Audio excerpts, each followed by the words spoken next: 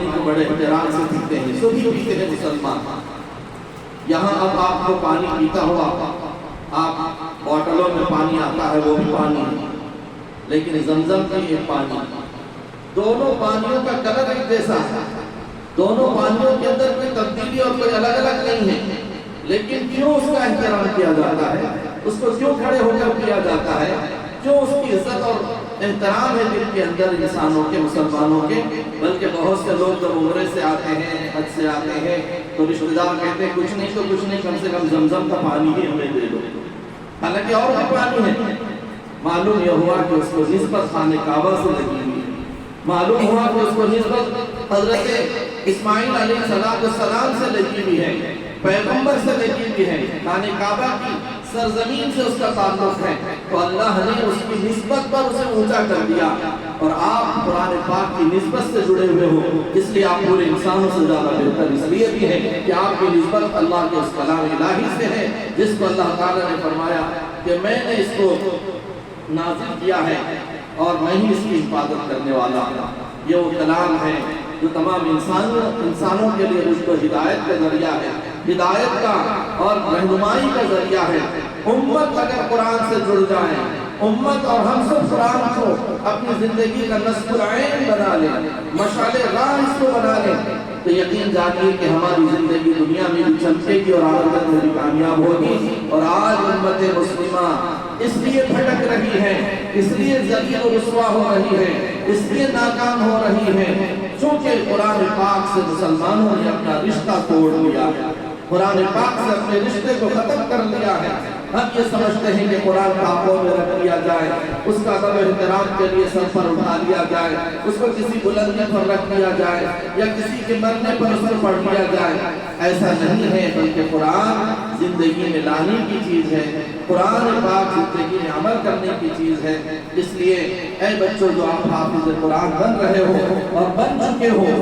ان سے بھی ہماری خواہش ہے کہ آنے والا سال آپ قرآن پاک کی معنی اور مفہوم کے سیکھنے یعنی عالم بننے کی طرف قدم بڑھاؤ۔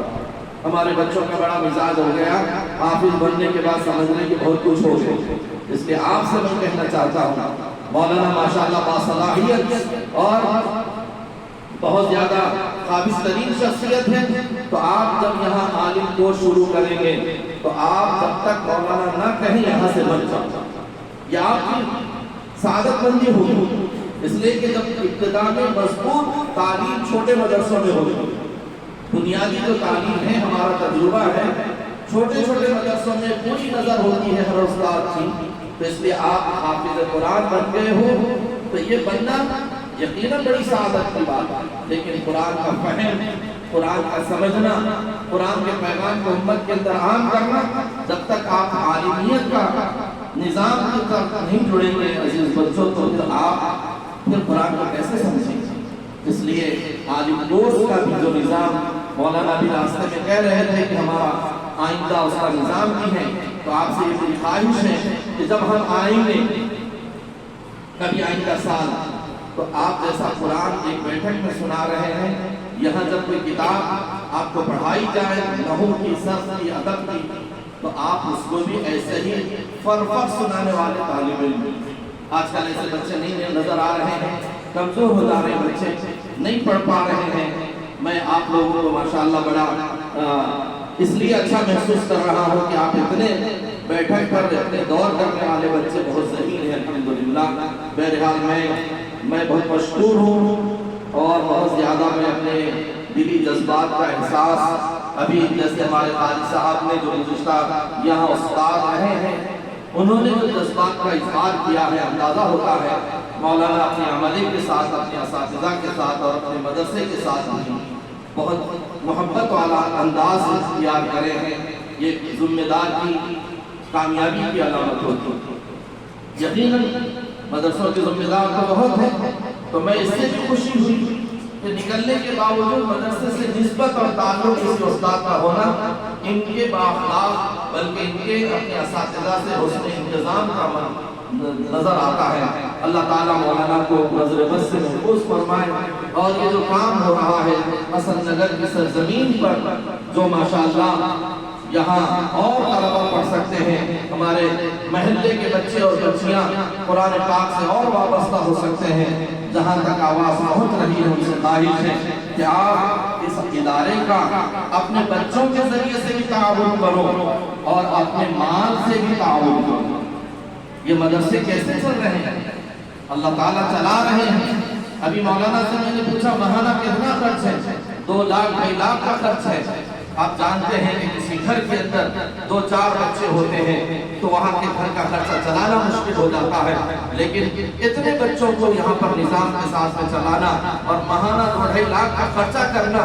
یہ کوئی معمولی بات نہیں ہے۔ یہ اللہ کا فضل ہے، اس کا کرم ہے کہ اللہ تعالیٰ اپنے بندے خاص کو اس کی طرف متوجہ فرما کر یہ نظام چلاتے ہیں۔ لیکن آپ ایسے بستی کے اندر ادارہ چلا کر گویا اپنے لیے اور اپنے والدین کے لیے بھی اور پوری امت کے لیے بھی ماشاءاللہ ایک بہت بہترین انتظام اور بہترین کام آپ کر رہے ہیں۔ اللہ تعالیٰ مولانا تنویر صاحب کو جو ہے بہت زیادہ اپنی رضا سے مالا مال فرمائے اور اپنی خوشنودیوں سے مالا مال فرمائے۔ بہرحال آپ کو آخری بات میں بچوں سے یہ بھی کہنا چاہتا ہوں کہ محنت سے پڑھو۔ آپ اپنے بچوں کو بھی دیکھو، ساتھیوں کو انہوں نے کیسی محنت سے حافظ قرآن پڑھ لیے ہیں۔ جب تک آدمی محنت نہیں کرتا کچھ چیز حاصل نہیں ہوتی۔ محنت کرو، چھٹی اور آزار تو ہر ایک کے ساتھ میں لگے ہوئے ہیں، لیکن آپ اپنے عذر کو دور کرو اور محنت کرو۔ تیسری بات یہ ہے اپنے دل و دماغ اور آنکھوں کو پاکیزہ رکھو۔ عزیز بچوں، بغیر دھوئی ہوئی پلیٹ میں آپ کھانا نہیں کھاتا، پہلے سے دھلی ہوئی ہے پلیٹ پھر بھی پانی سے دھوتے ہیں، اور اگر کوئی گندی پلیٹ ہے کسی نے پہلے سے اس میں کھایا ہے تو بھی ہم نہیں کھاتے ہیں، اس لیے کہ کراہیت محسوس ہوتی ہے۔ ہم جب کسی گندی پلیٹ میں یا کوئی صاف ستھری پلیٹ میں نہ ہو تو اس پہ کھانا پینا پسند نہیں کرتے۔ اللہ کا کلام بڑا غیرت مند ہے، گندے دل میں وہ نہیں آتا، گندے دل میں نہیں آتا ہے۔ گندی آنکھوں سے وہ قرآن پاک ہم جو اگر دیکھ کر پڑھیں گے اور اپنی زبان سے اس کو پڑھیں گے، اور ہماری زبان بھی گندی ہے، آنکھ بھی گندے ہیں، کان بھی گندے ہیں، تو اللہ تعالیٰ کا وہ کلام جو راستے سے ہمارے قلب میں آئے گا، اگر وہ قلب اور دل بھی گندا ہے تو اس دل کے اندر بھی اللہ کا کلام محفوظ نہیں ہو سکتا۔ اس لیے اپنے دلوں کو صاف ستھرا رکھو۔ جب دل صاف ستھرے رہیں گے، آنکھ وہی چیز دیکھیں گے جس کو دیکھنا ہے، کانوں سے وہی چیز سنیں گے جس سے ہم کو سننا ہے، زبان سے ہم گندی الفاظ نہیں نکالیں گے، گالی نہیں دیں گے، برا بھلا نہیں کہیں گے، گانے نہیں گائیں گے، تو انشاءاللہ اللہ تعالیٰ ہمارے زبانوں کی پاکیزگی سے ہمارے دل کو بھی پاکیزہ فرمائیں گے، اور ہمارے دل کے اندر یہ قرآن پاک پیوست ہو جائے گا، محفوظ ہو جائے گا۔ اس لیے یہ 2-3 چیزیں میں نے آپ کو عرض کی ہیں۔ ایک تو اپنی حقیقت کو پہچانو، دوسرا اپنے دل و دماغ کو پاکیزہ رکھو، تیسرا محنت کرو، اور چوتھی جو حافظ قرآن بچے ہیں اس کو پڑھتے رہو، عمل کرتے رہو، اور عالمیت کے سے بھی اپنے آپ کو وابستہ کرتے ہوئے جید عالم دین بھی بنو، جیسے آپ جید حافظ قرآن بنے ہیں۔ اللہ تعالیٰ پھر ایک مرتبہ میں تمام کا مشکور بھی ہوں بطور خاص مولانا تنویر صاحب اور تمام اساتذہ کا کہ اس سعادت والے موقع پر مولانا 2-4 مرتبہ فون کرے تھے اور یہ کہے تھے کہ آپ جو وقت دیں، تو میں حالانکہ بار بار ٹال رہا تھا، لیکن مجھے اب افسوس ہو رہا ہے کہ میں تاخیر کیا ہوں یہاں آنے میں۔ اللہ تعالیٰ ان کی محنتوں کو شرف قبولیت عطا فرمائے۔ ان کے والد محترم جو ماشاءاللہ اس ادارے کے ساتھ میں جڑے ہوئے ہیں اور پوری دعائیں ہیں، ان کی بھی عمر میں برکت عطا فرمائے، اور جتنے مدرسے کے معاونین ہیں ماشاءاللہ ہاتھ پاؤں بن کر جو ساتھ دے رہے ہیں، میں ان کو بھی اللہ کا شکر ادا کرنے کے لیے کہتا ہوں۔ اللہ نے آپ کو چنا ہے مدرسے کی خدمت کے لیے، کوئی فخر کی بات نہیں، اللہ کے اوپر اللہ کا شکر ادا کرو کہ اللہ نے آپ کو ایک اچھے ادارے سے جوڑا ہوا ہے۔ جتنے بھی جڑے ہوئے ہیں وہ بھی اپنے لیے خیر منائیں اور اللہ تعالیٰ کا شکر ادا کریں۔ اللہ تعالیٰ ہم سب کو عمل کی توفیق سے مالا مال فرمائے۔ وما علینا الا